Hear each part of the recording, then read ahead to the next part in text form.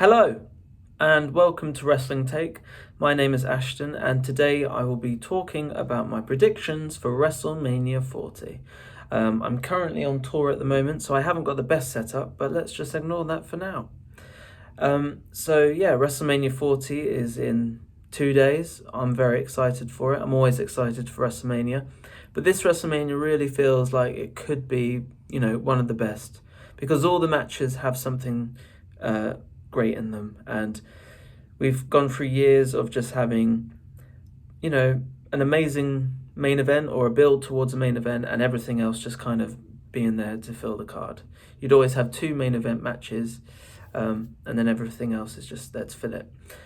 And I feel, going by last year, WrestleMania 39 was amazing. Obviously the finish was something that we did not want, or I did not want. Maybe other people did want. Maybe I am a Cody crybaby. I don't think I am, but here I am. Let's dive into WrestleMania 40.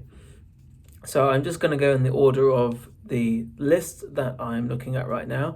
And first we've got Rhea Ripley versus Becky Lynch. Now this is a hard decision for me to make. I have thought since the Royal Rumble that Becky Lynch was going to face Rhea Ripley. It was kind of pointed that was going to happen back in SummerSlam. And then when Becky finally won the Elimination Chamber to face Rhea Ripley, here we are. And I've always thought Rhea Ripley, but only in the last couple of weeks, because of the book and maybe like a business head on, it would be great to have, Becky as the champion while she's trying to, sell her book. But I am going to keep with what I used to think. Even though my head is saying Becky and my heart is saying Rhea, I just think Rhea this would be great for Rhea. I don't know, Becky doesn't need to beat Rhea. Becky's already made. And I think Becky would be fine with a loss. And just to continue Rhea's reign. And I can see her turning into a bit more of a face. Judgment Day may not be around for much longer. So let's see her as a face champion. There could be a double turn at WrestleMania with Becky Lynch, but I don't think that will happen.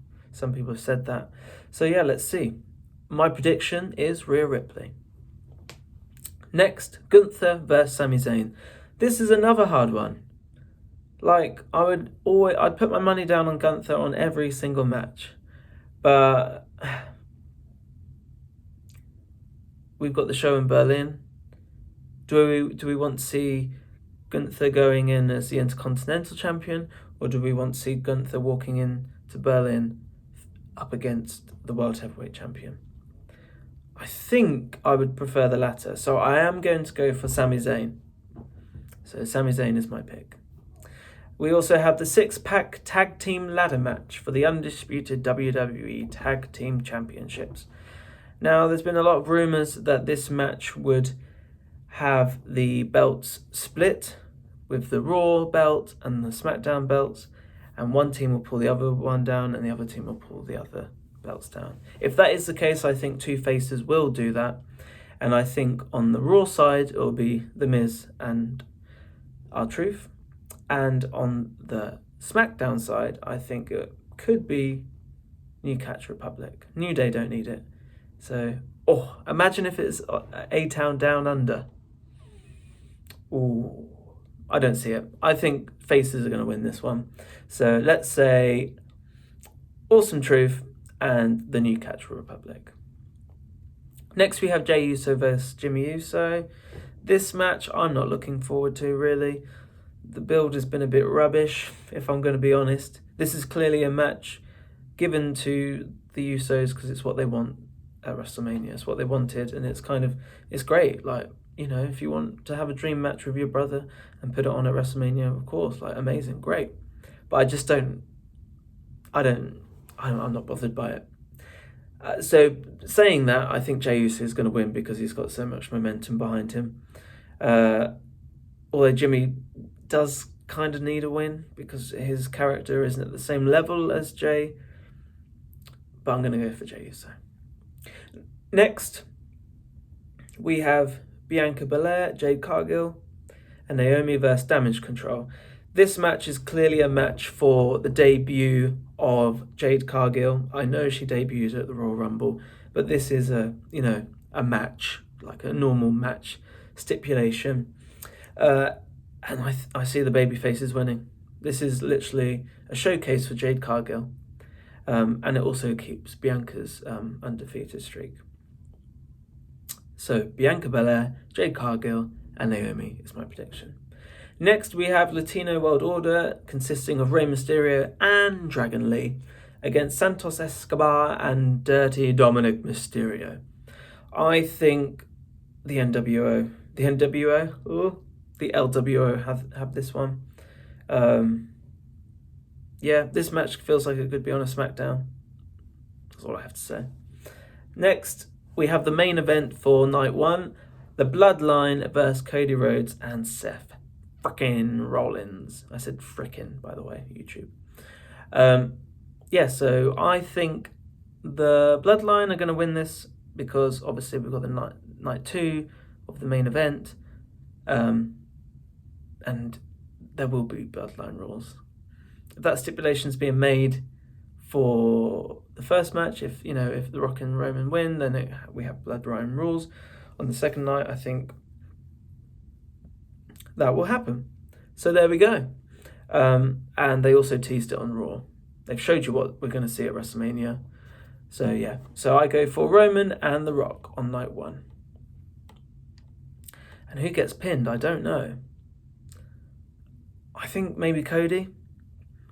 I think Seth. It wouldn't be great for Seth to get pinned. Unless Drew comes in with an interference. I don't know. But I'm going for The Rock and Roman. Okay, night 2. I'm just following the list. I'm not going by what's better and what's not. What's better than each. Right, so we have Seth freaking Rollins versus Drew McIntyre. Now, I thought previously when there's rumours about CM Punk and Seth, I thought this is Punk's match. He's going to win that. But obviously he's not in it anymore, and then because it's been replaced and there wasn't plans to begin with Drew and Seth, I thought Seth will just win this match and then go back onto the program of CM Punk. But the way things have unraveled, I want to see Drew and Punk more than Seth and Punk. And that we've just had the announcement of the Clash at the Castle in Glasgow. It would be amazing to see Drew walk in as World Heavyweight Champion. And we've seen Seth versus Drew so many times now. This is kind of Drew's last chance. So I'm going to go for Drew McIntyre. We have Io Sky versus Bayley. I want Bayley to win. My heart says I want Bayley to win. There'll be a lot of losses for Damage Control that night.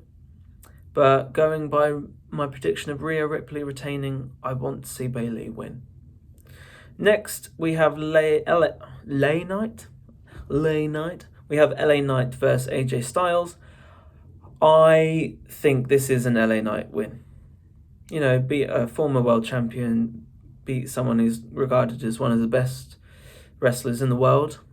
He may not have the momentum he used to have, AJ Styles, but I see this being LA Knight's match. I don't think this is going to be amazing. I don't know what's happened with AJ Styles matches at WrestleMania. They always seem to flop a little.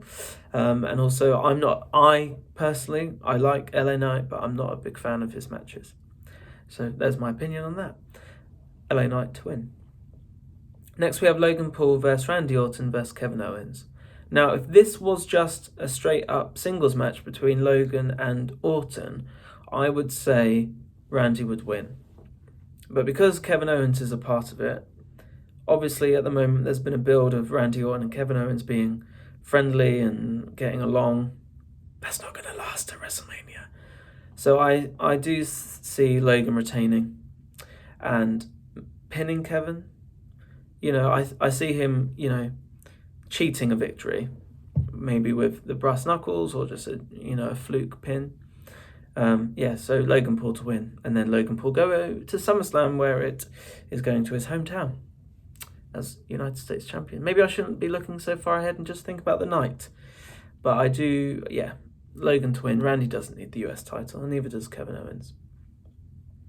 Next, we have apparently, I did not know this, the pride of Bobby Lashley, Angelo Dawkins and Montez Ford with B-Fab versus the Final Testament with Karrion Kross, Akam and Razor with Scarlett and Paul Ellering.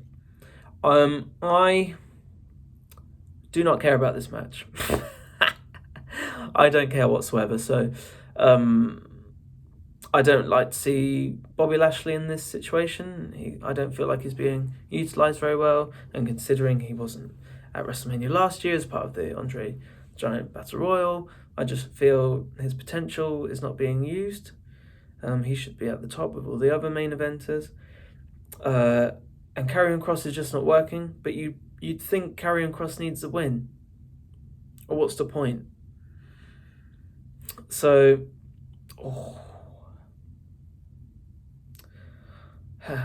I'm going to go for Karrion Kross's team of the Final Testament. Yeah. Next. Now, the main event, Roman versus Cody Rhodes. Now, this is the match that we're all looking forward to. I think there'll be bloodline rules, there'll be shenanigans, there'll be smoke and mirrors, you'll have The Rock, you have the rest of the bloodline, and everyone's talking about the end game visual of having all the people that Roman has wronged. I'm so excited for it.